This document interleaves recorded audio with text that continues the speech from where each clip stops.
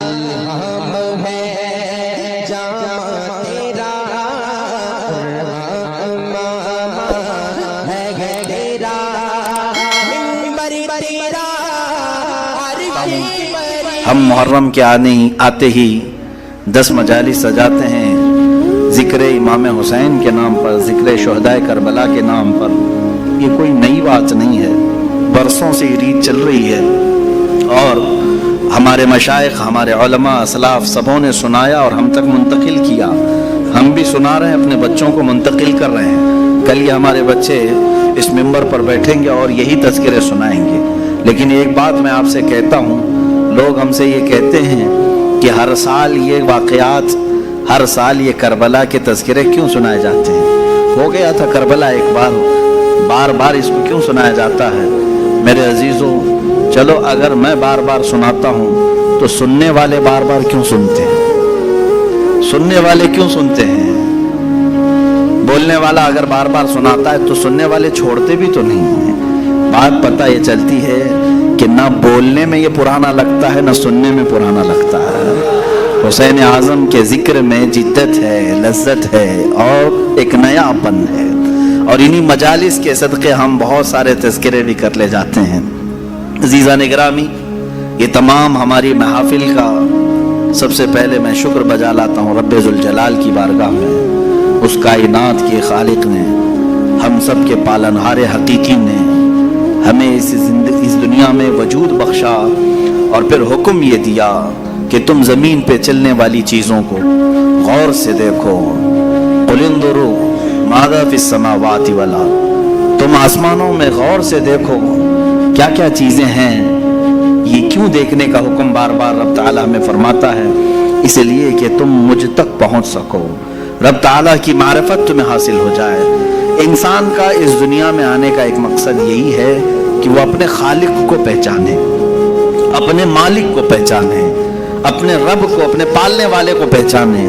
اور دنیا یہاں ہر ایک کو پہچانتی رہ گئی، اور رب ذوالجلال جس کو پہچاننے کے لیے بھیجا گیا تھا اس کی طرف تگودو بھی نہیں کیا، محنت بھی نہیں کیا اور پوچھا بھی نہیں۔ میرے عزیزوں، لاکھوں راستے ہیں اس مولا کو پہچاننے کے، اس کے باوجود آج لاکھوں انسان گمراہ ہیں، مشرک ہیں، کافر ہیں، کچھ تو خدا ذوالجلال کا انکار کرنے والے اور کچھ غفلت میں موجود ہیں۔ لیکن وہ خوش نصیب انسان ہے جسے اللہ کی معرفت حاصل ہو گئی، رب تعالیٰ نے اپنی طرف اسے راستہ دے دیا اور وہ اپنے مالک کو پہچانا اور اپنے سر کو محفوظ رکھا صرف اسی بارگاہ میں جھکانے کے لیے۔ وہ دنیا کا عظیم انسان ہے، وہ دنیا کا خوش نصیب انسان ہے۔ باقی سب جو بھولے بھٹکے ہیں، راستہ بھٹکے ہوئے ہیں، ان کے لیے ہمیں کہا گیا کہ تم انہیں سیدھے راستے کی طرف بلاؤ۔ آج سے ہماری یہ مجالس اسی ضمن میں بھی ہوں گی کہ ہم ان بھولے بھٹکوں کو دعوت دینے کے لیے بیٹھے ہیں جو اپنے رب کو پہچاننے سے اور رب کے تعالیٰ کے احکام سے بغاوت کر کے پھر رہے ہیں۔ عزیزان گرامی، اب آپ سب کی بارگاہ میں جو چیزیں میں عرض کرنے چاہ رہا ہوں وہ بہت توجہ سے سنیں، توجہ سے سنیں کہ یقیناً اللہ عز و جل رب ذوالجلال، اس کی بہت ساری صفات ہیں، 99 صفات آپ نے سنا بھی ہوگا۔ اسماء حسنہ میں اللہ رحمان ہے، رحیم ہے، کریم ہے، حلیم ہے، عظیم ہے، غفار ہے، جبار ہے، ستار ہے، قہار ہے، یہ سب اس کی صفات ہیں۔ اور ہر صفت کو پہچاننے کے لیے زندگیاں لگ جاتی ہیں۔ اللہ تبارک و تعالیٰ کی بارگاہ میں پہنچنے کے لیے انسان زندگیاں لگا دیتا ہے، اور بعض لوگ یہ سمجھتے ہیں کہ ہم گھر بیٹھے ہی اللہ تعالیٰ کی معرفت حاصل کر لیں۔ ایسا نہیں ہے میرے عزیزوں۔ آج سب سے پہلے چیز میں یہ عرض کرتا ہوں، آخر خدا ہے یا نہیں؟ کسی نے دیکھا نہیں، سوال تو ہے ہی ہے۔ ہم تو چلے روایات کے اعتبار سے، ہمارے گھروں سے ہمیں جو علم دیا گیا ہے ہمارے ماں باپ کی طرف سے، اور ماحول نے ہمیں جو علم دیا ہے وہ یہی ہے کہ ہم بولنے کے قابل ہوئے اسی وقت ہمیں کہلا دیا گیا تھا لا الہ الا اللہ، اللہ کے سوا کوئی معبود نہیں۔ ہمیں اللہ کے وجود کا بہت بچپن میں ہی علم دے دیا گیا، لیکن ہم بڑھتے بڑھتے اب زمانے کو دیکھنے لگے تو پتہ چلا کہ یہاں بہت سارے دہریے بھی ہیں، ایتھیسٹ ہیں، जो खुदा का ही इनकार करते हैं कि खुदा है ही नहीं, कोई दीन है ही नहीं। आज मैं उनके सिलसिले में अर्ज करूंगा कि आखिर ऐसा कैसे हो सकता है कि कोई खुदा ही नहीं।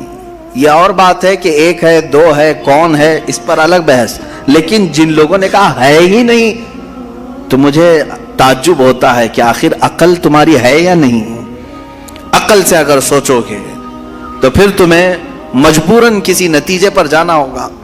इमाम आजम अबू हनीफा रदी अल्लाह ताला अन्हु दहरियों के लिए खुली तलवार थे।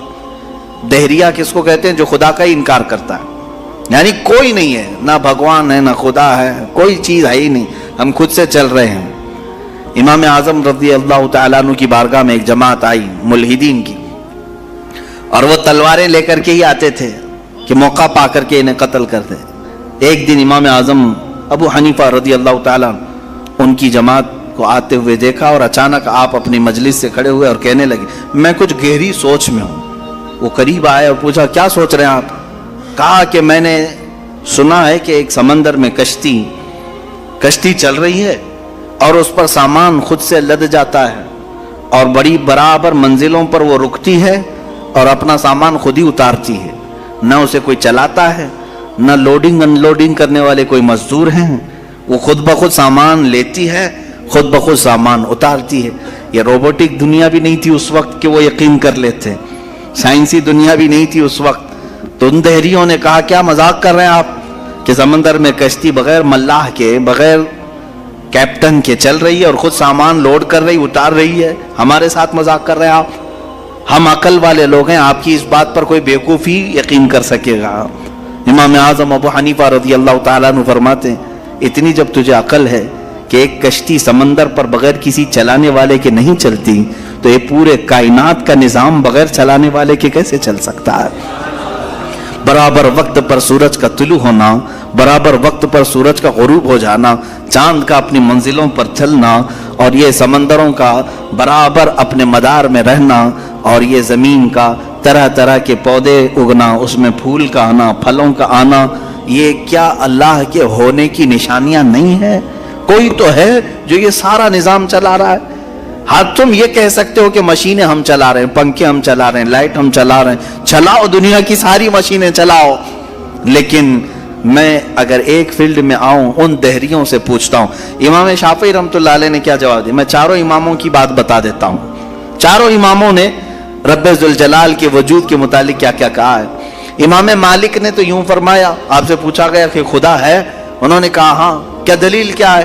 कहते हैं कि जुबानों का मुख्तलिफ होना, इंसानों की जुबानों का अलग अलग होना और अलग अलग नस्लों का होना, ये अल्लाह के वजूद की दलील है। इमाम शाफी से पूछा गया, आप कोई दलील देंगे कि कोई है?